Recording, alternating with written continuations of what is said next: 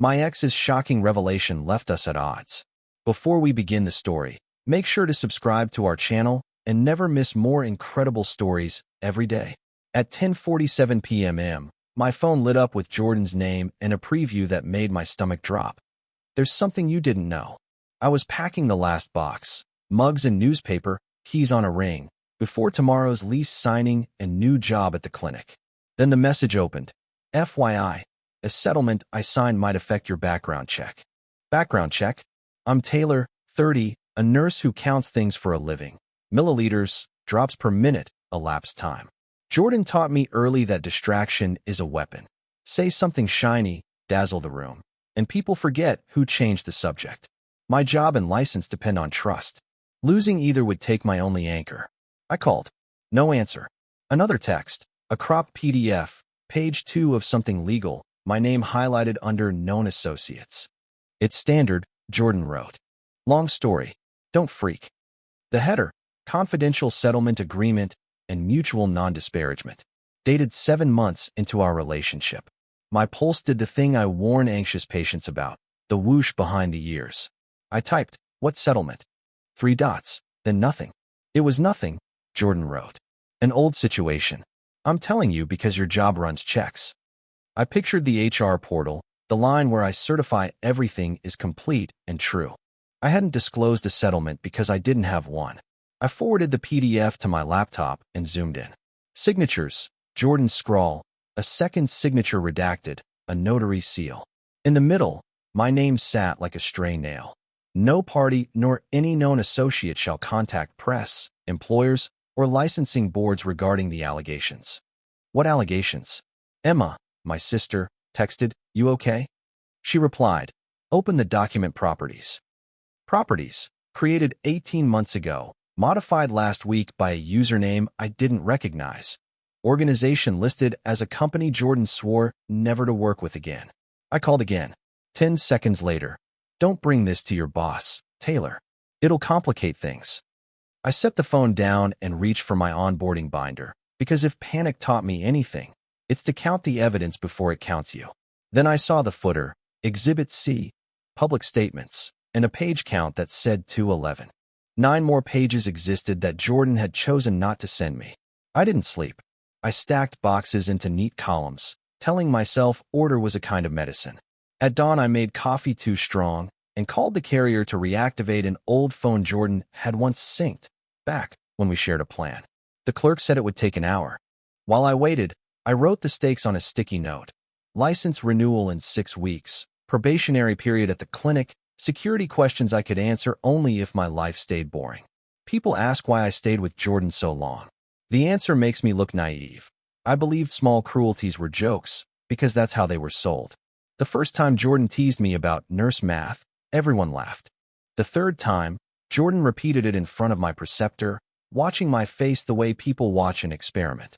The night Jordan forgot my certification dinner, there were flowers and a sparkling story. Client emergency, traffic, dead phone. Emma never liked that story. Triage means prioritizing truth, she said. Not theater. Last month, while I prepped for the new job, Jordan turned up unannounced. We're good for each other, Jordan said, scanning the room. I said I needed quiet. Jordan said, you and your rules. Then came dessert and a playlist that remembered exactly what my lonely sounded like. I'm not telling you this to excuse what I missed. I'm telling you because microfractures make you discount your own instruments. You start trusting a person's story over the numbers in front of you. The numbers had been complaining for months. Calendar gaps, a rideshare charge from a hotel I'd never visited, a Venmo with 3 lock emojis, and no note. Whenever I asked, Jordan had a charm to fit the question. At 8:12 a.m., the old phone finished syncing. My kitchen filled with the ping of backup messages. Threads breathed. Photos scrolled. Calendar invites I'd never accepted populated the screen. A shared folder I didn't recognize, Karina, Media, sat at the top, starred in yellow, last modified last week. Emma texted, don't open anything yet. Screenshot, note times, verify headers first. I did what I do on shift, wrote the timeline, and kept my hand steady. A calendar alert read, mediation, NDA terms, final, 8 months ago at noon. I scrolled carefully. The Karina Media folder held video thumbnails with muted previews, each with timestamps and GPS tags. One matched the month of that rideshare charge. Hotel hallway, familiar carpet. Another showed a glass-walled conference room and, reflected faintly, a figure in navy that looked like Jordan. Evidence first, interpretations later. I exported the file list to a spreadsheet and captured the export time. Then I searched messages for NDA, settlement, press, and my name. Threads lit up. Some were contacts I knew. Others were numbers with no names. One was an email-to-text gateway from a PR firm I'd seen on billboards. For months, I had rationalized the red flags. The $317 event planning charge, Jordan helping a friend. The calendar gaps, client confidentiality, vanished messages, storage glitches, password resets, two-factor being annoying. All of it sounded reasonable when Jordan said it quickly, warmly, handing me tea. Now the columns didn't care how warm the voice had been. On February 12th, there was a Cash App payment to C. On February 13th, a hotel e-receipt with Jordan's loyalty number. On February 14th, my text asking about dinner went unread while a calendar block labeled Consult appeared on the backup. The invite properties showed the organizer wasn't Jordan. It was an address ending in at Barrister Com. Documented versus claimed, Emma wrote when I sent the screenshot. Write both lists. I opened a page, claimed, client consult. Documented, hotel charge, PR gateway, folder named Karina. I wrote anyway. Clarity is a muscle rebuilt by use. The lists diverged like tracks in snow. The carrier app chimed. The old device tried to sync voice memos. I turned that off to review later with a witness, pen in hand. At 9:03 a.m., a new message from Jordan landed. I can explain, but you need to stop digging, okay? No greeting, no apology. A command Jordan used when charm tired out. I typed, explain now. The bubbles pulsed, stopped, pulsed again. A PDF arrived, page 1 this time. The title was the same, but one party wasn't a person at all. It was a brand. Next to Jordan's signature sat a PR name I recognized instantly. At noon, my unit threw a tiny send-off. Cupcakes in the break room, a card signed in every color. Jordan arrived late with a smile and a line that got a laugh. Try not to miscount drips without me. I laughed along because that's how you survive tiny cuts. Pretend they're feathers. During the toast, Jordan's phone flashed face down on the table. The lock screen preview was a calendar invite titled Statement Coordination, Karina. Reflexively, I checked my own phone. Nothing. Work thing, Jordan mouthed, tucking the phone away like a trick coin. That evening, my access to our shared streaming account failed. The password changed. Then my clinic welcome email bounced from Jordan's inbox. We'd used each other's addresses for Costco coupons for years. We should keep boundaries cleaner, Jordan texted a minute later. I stared at those words. Boundaries, from the person who sent me one page of an 11-page settlement with my name in it. At 8:30 p.m., my manager tagged the team in a group channel to introduce me. Jordan reacted with a heart emoji from a shared social account we once used for events. A second later, that reaction vanished. In its place, a new private message from Jordan. Let's not make everything a federal case. The NDA was standard. I opened the partial PDF again and noticed the email domain in the signature block at Barrister Com. Public relations specializing in reputation containment. I copied the header into a new document and wrote the chain like a nurse writing vitals. Then I did something I'd avoided for months. I opened location services on the old phone and exported the raw data for the week of that hotel charge. The map lit with breadcrumbs. Jordan's phone idled in a hotel lobby for 90 minutes. Then a ride across town to a glass tower I recognized from the PR firm's website. I closed my eyes and counted breaths, because hyperventilating makes people clumsy with truth. On autopilot, I saved everything twice, local and cloud. Then photographed the screen with my current phone, old-school belt, and suspenders. I sent Emma 3 photos and waded through the typing bubbles. That firm has a policy page on NDAs, she wrote. Check robots. TXT for hidden directories. I clicked, feeling both ridiculous and newly awake. And there it was, a public case study, redacted names, familiar dates, and a watermark that matched my cropped PDF. Then a header line showed Jordan's truth wasn't just inconvenient, it was deliberate. Jordan's next message hit like a script that had been rehearsed. Taylor, don't humiliate yourself. You don't understand how these things work. When charm fails, belittle the student. I muted the thread and called Emma, who answered on the first ring. Screenshots are proof, she said, but headers and properties are chess. Save the chess. I scanned the case study again. The scenario matched close enough to feel like an outline of my last year. Client crisis, influencer fallout, settlement with non-disparagement that extended to associates. My name beside the words known associate had been no accident. It was leverage. If I spoke, I'd be the one breaching, technically. The cruelty of that took my breath more than the betrayal. I stared at the moving boxes and felt the old familiar tug to keep the peace for the sake of momentum. My phone buzzed. A group text with mutual friends pinged alive. Jordan said you're spiraling, one wrote. Another, maybe skip socials tonight, Tay. Emma messaged separately. Do not defend yourself there. Evidence, not arguments. She sent a checklist. Export iMessage PDF, save ICL. ICS, forward any email as attachment to preserve headers, write timeline in neutral language. At 11:06 p.m., Jordan posted a vague story. A dim bar, a caption about choosing grace, a clinking glass. 2 minutes later, a DM arrived from an unknown account. Be smart. NDAs stick. I took a screenshot, copied the profile URL, and pasted it into a doc. The profile followed the PR firm. Of course it did. I called Marcus, a colleague who once pulled metadata off a corrupted file to save a patient chart. He didn't ask gossip. He asked, what's the hash on the PDF? I blinked, then laughed, which sounded like crying.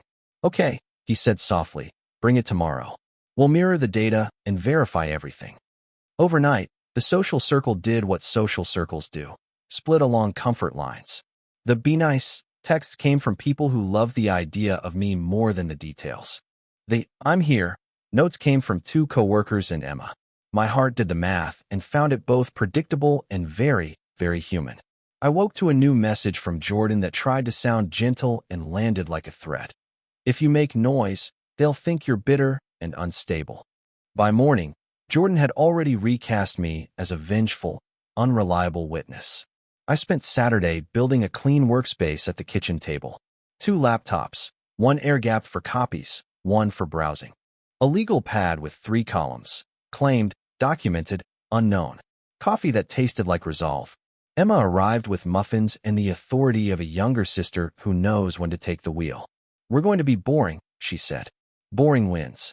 First, we exported my entire text thread with Jordan as a PDF, then forwarded it to a new evidence email as an attachment to keep the headers. Next, calendar exports. Every invite involving Jordan, including the night of mediation, NDA terms, final. Properties showed the organizer again at barrister.com. Marcus FaceTimed in to walk me through verifying SHA, 256 hashes on the files we'd keep pristine. Chain of custody, he said. If this becomes official, you want to look like a librarian. Then the concrete clue we needed walked in the door in the form of a bank alert. Recurring charge, $249, media coaching, Tier 2. I had never approved that subscription. The statement showed the card number on a shared travel card we'd closed months ago, except it wasn't closed. Jordan had updated the expiration date and kept it alive for lawful business purposes, according to a note I'd never seen. We pulled a public records search at the court kiosk downtown. My chest tightened when a sealed filing popped up under a party name that matched the PR firm's client list. The docket summary was spare, confidential settlement approved, but the date matched the case study and the mediation final invite. The kiosk offered one unsealed entry, a motion to designate known associates for notice. The first listed email address belonged to Jordan. The second, a generic account we once shared for streaming trials. We called the carrier to request historical logs on the old shared plan, dates and times of device changes and IPs for password resets. The agent read a script and said they'd email a confirmation. 30 minutes later, a secure link arrived with a CSV showing a flurry of resets on the night my certification dinner couldn't be helped. The IP matched the PR firm's office block. Emma circled the entries with a pen like a schoolteacher grading a test. Documented, she said. Also ridiculous. Marcus texted, pull WHOS on barrister.com. And archived the policy page with Wayback. The carrier CSV ended with a note. Records may be disclosed pursuant to lawful process or party authorization. The docket number pointed to a sealed case I recognized anyway. Sunday morning, I tried for normal, laundry, sweeping, a grocery run. The hum of ordinary chores kept my pulse from galloping. But even in the detergent aisle, my phone buzzed. Another message from Jordan, this time pretending civility. Taylor, please, for both our sakes, don't drag this through mud. I screenshotted it, archived, and bought extra folders instead of cereal. If you want to weaponize quiet, make it look like organization. At home, Emma stacked files into red, yellow, green piles. Disputed, confirmed, pending. She had the calm of a nurse prepping for tree-off. We're building a binder, she said. When you lay this on the table, it won't be drama. It'll be arithmetic. I wanted to believe her, but the echo of Jordan's laugh in that bar caption kept ringing. Grace for some mint gag orders for others. By noon, Marcus called, pulled WHOS data. Domain masked, but registrar shows barrister.com owns it since 2016. Their case study matches your PDF hash within margin. That means your cropped file came straight from their server. I copied his notes into the documented column. Facts had weight, heavier than words. Then came the unexpected, an email from my HR portal, subject line, notice of third-party inquiry. Inside, a one-line note that an external party had requested verification of my employment dates. The timestamp? Same hour Jordan had DM'd NDA's stick. Emma tapped the screen. That's intimidation. Document it. We pulled the HR email headers, checked the relay IP. It matched a block owned by the PR firm. Emma's jaw tightened. They're not even careful. The mix of sloppiness and arrogance made me shake with something sharper than fear. This wasn't just about protecting peace anymore. It was about refusing to be a footnote in someone else's spin. Late evening, I set the binder's cover sheet, timeline of events, claims versus documentation. It felt like writing a discharge summary, concise, factual, unemotional. But underneath, I was vibrating. At 9:02 p.m., a new DM arrived from Jordan. If you go public, remember, sealed means sealed. Courts hate leakers. I stared at those words and realized Jordan had just admitted the case was real. The next morning, Emma dragged me to a coffee shop instead of letting me stew at home. She opened her laptop, connected to the shop's printer, and started formatting the binder. We need 3 copies. One for you, one for Marcus, one for Patel if we involve legal, she said. I nodded, still half listening, until I noticed a figure at the counter. Jordan, picking up a latte, eyes flicking toward us before darting away. The audacity almost made me laugh out loud. Marcus joined via video call, screen sharing metadata comparisons. Notice the modification timestamp, 2:13 a.m. for days after Taylor signed. Impossible unless someone altered the PDF post-execution. Emma whispered, that's forgery territory. My stomach nodded. The difference between suspicion and a timestamp in black and white was a canyon. We compiled supporting exhibits, the carrier CSV, the HR verification request, the WHOS record, the court docket summary. Marcus highlighted contradictions in blue, consistencies in green, unknowns in yellow. Color matters, he said. People remember visuals faster than text. For the first time, I believed the binder could outlive Jordan's narrative. At 3:41 p.m., Jordan sent a group text. Me, Emma, 2 mutuals. Taylor's digging because they can't let go. Please respect privacy. One friend replied with a heart, another with silence. Emma shook her head. Classic reframing. But you have timestamps. Timestamps beat tone. That night, I sat at my kitchen table, binder open, highlighter in hand.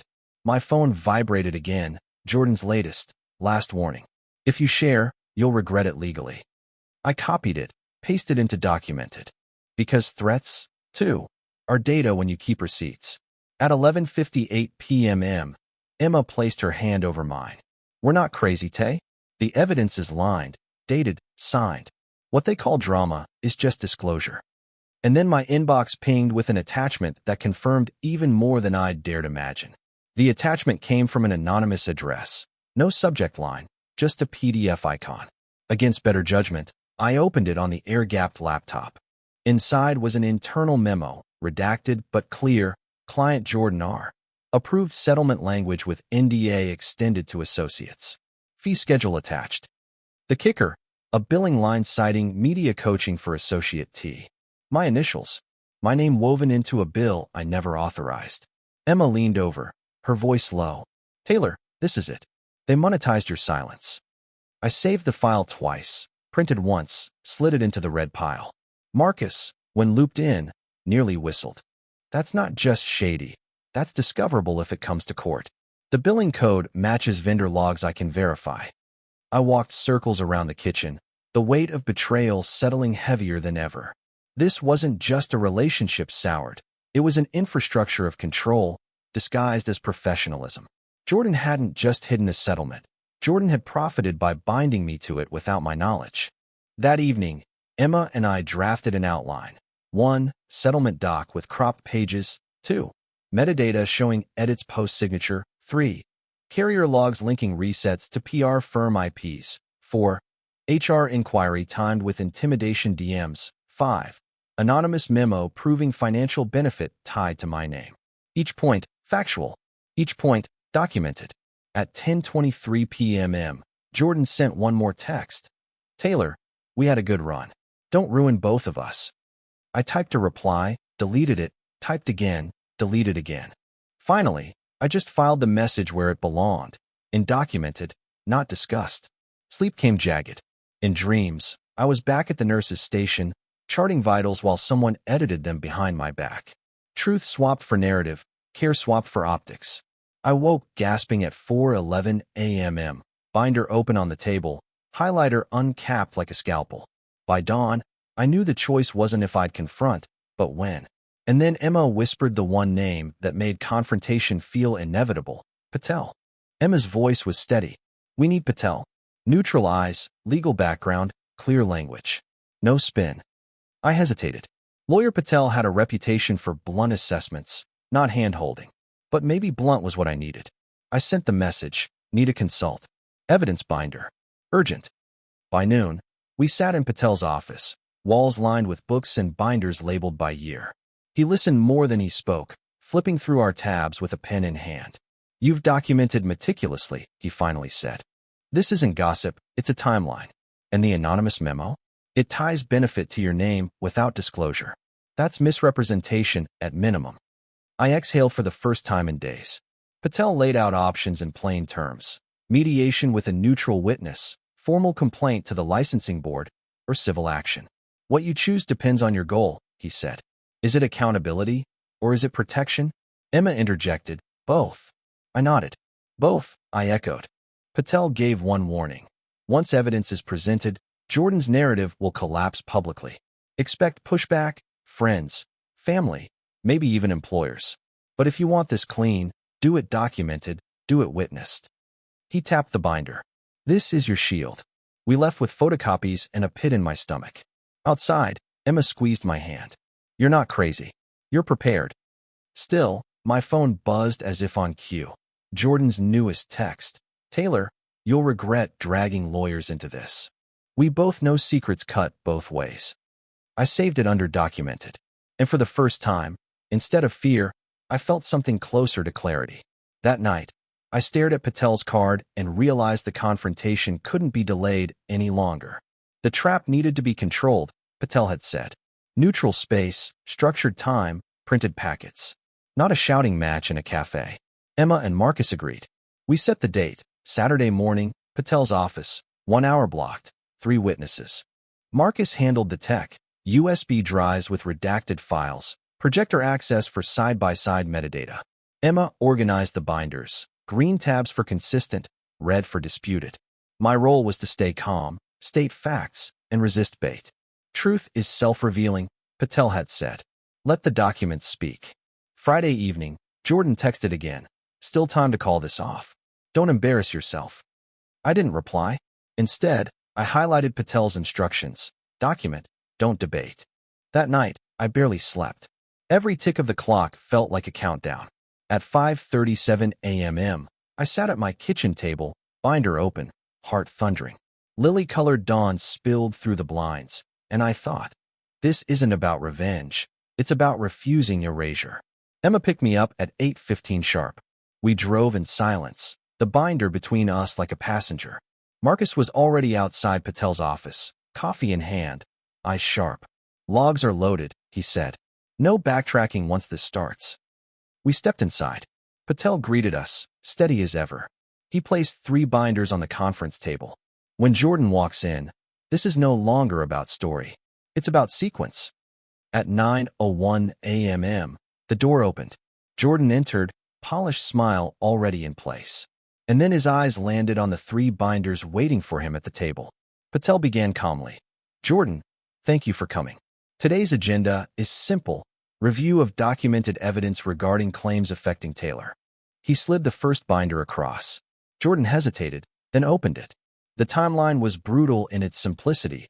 A column for Jordan's statements, a column for documented timestamps. At 2:13 a.m., PDF modified post signature. At 3:41 p.m., PR firm IP pinged Taylor's HR. At 9:02 p.m., intimidation DM logged. Each entry matched a receipt, log, or memo. Jordan's smile flickered. This is selective, he said, voice too loud. Patel didn't blink. Selective means curated. Every page is date-stamped and verifiable. If you dispute, we can subpoena originals. Emma leaned forward. We don't want drama, Jordan. Just clarity. Marcus added, and accountability. Jordan tried to pivot. Taylor's unstable, always imagining. Patel cut him off with a raised hand. Character claims are irrelevant. We're here to review documents. For a moment, the room was silent except for the shuffle of pages. Jordan's mask slipped, the jaw tightened, the hands clenched. He slammed the binder shut. You think you can erase me with paper? Patel met his glare. Not erase. Reveal. Paper doesn't lie. The temperature in the room dropped. My pulse pounded in my ears. And then Jordan made a mistake. Words that exposed more than he realized. Fine, he snapped. You want truth? The settlement was real, and you were collateral. The words hung in the air like smoke no one wanted to breathe. Patel's pen froze above his notes. Marcus actually whispered. He admitted it. Jordan realized too late, his eyes darting to the papers on the table. Patel leaned forward. So the settlement was real. Thank you for confirming. That means non-disclosure was breached by omission. Taylor, this corroborates what's already in the record. Jordan's face drained of color. You twisted me. I didn't mean. But Emma slammed her hand on the table. You meant exactly what you said. You called my sibling collateral. For the first time, Jordan looked rattled. Not angry, cornered. He shoved the binder away like it burned. If this gets out, it ruins more than me. It ruins everyone. Patel's calm tone was surgical. Correction. It ruins the illusion you maintained. Truth protects those harmed. He clicked his pen shut. And now it's documented in front of witnesses. I should have felt vindicated, but my hands shook. This wasn't triumph. It was grief. Grief for wasted years and trust turned to ash. Marcus slid me a tissue under the table. Emma's gaze, steady and fierce, anchored me. Jordan finally rose, pacing the small conference room. You don't know who you're dealing with, he hissed. There are people invested in keeping this quiet. Patel only replied, then they'll need stronger evidence than we already hold. The silence afterward was unbearable. My breath caught as Jordan's mask cracked for good. And that's when he blurted the name of someone else who'd been helping him all along. It was like a second bomb going off. A name none of us expected. Emma gasped out loud.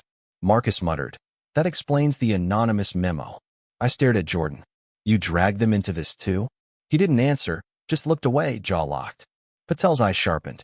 If this other party was complicit, then additional filings may be necessary. Taylor, you'll want to preserve all correspondence immediately. He turned to Marcus. Secure device logs, cloud backups, any link between Jordan and this person. Jordan barked. Enough. You'll destroy me over one mistake. I stood then, finally steady. Not one mistake. A pattern. Lies, omissions, manipulations. And now, exposure. Emma leaned close to me. Don't let him spin this. He's already unraveling. Patel gathered the binders calmly. This will now proceed to the appropriate channels. My advice, Disengage except through counsel. The more you talk, the deeper you go. Jordan shoved past the table, muttering curses under his breath. The door slammed behind him, rattling the glass. For a long moment, none of us spoke. Emma finally exhaled. "Taylor, you did it." But I shook my head. "Not yet. He still has influence, and he'll fight dirty." Patel's measured voice broke the tension. "You've stripped away his secrecy. That's what he valued most. Prepare for fallout. But know this, the hardest part is over." I wanted to believe him. But as I walked out into the sunlight, phone buzzing with new messages, I realized the battle wasn't finished. Because Jordan's allies were already moving to smear me publicly. The days after the reveal were a blur.